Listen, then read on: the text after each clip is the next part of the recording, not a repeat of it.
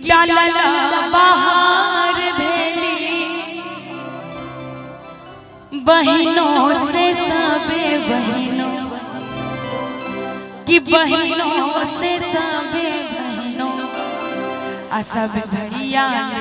ले डाला छे सुनो राम सजनी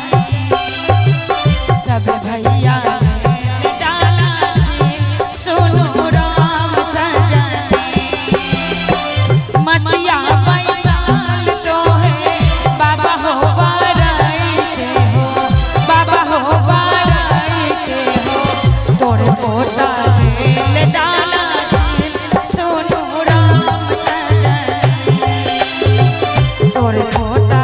ले डाला छे सुनो राम सजनी।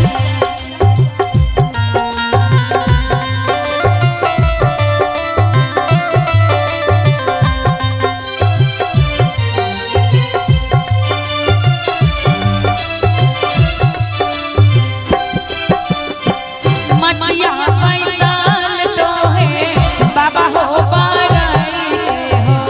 बाबा हो बाराई के हो तोरे पोता ले डाला छे सोनू राम सजनी तोरे पोता ले डाला छे सोनू राम सजनी कथी के रागल बग पोती कथिए चंगेरिया के कथिए चंगेरिया के कथिए मेरा उल चारो सोनू राम सजनी कथिए मेरा उल चारो सोनू राम सजनी।